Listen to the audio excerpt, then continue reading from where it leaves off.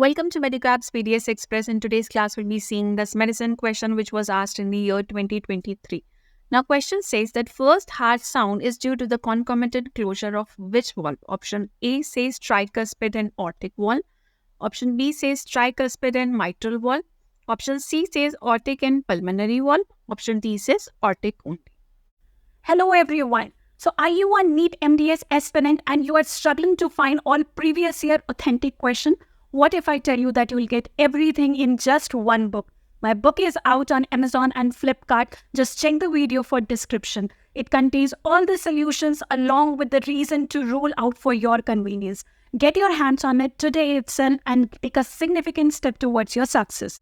Now, first heart sound, you all have read this lub-dub. So, first heart sound is lub. Second heart sound is dub, right? Now, when you hear this lub, it is due to the concomitant closure of mitral valve here on the left side and tricuspid valve here on the right side.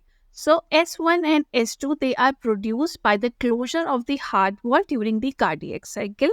S1 denotes the beginning of systole. S2 marks the beginning of diastole. Now, in S2, there is concomitant closure of the mitral and the tricuspid valve, whereas in diastole, there is closure of aortic and pulmonary. So, aortic and pulmonary here, and here you can say mitral and tricuspid, right? So this is how you can hear this lub-dub sound.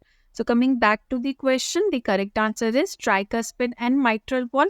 Tricuspid and aortic, then again aortic is in S2. Aortic pulmonary, they are S2, they are not S1. Aortic only, again it's not for S2 also. In S2 we have aortic and pulmonary. I hope you got the concept now. Thank you.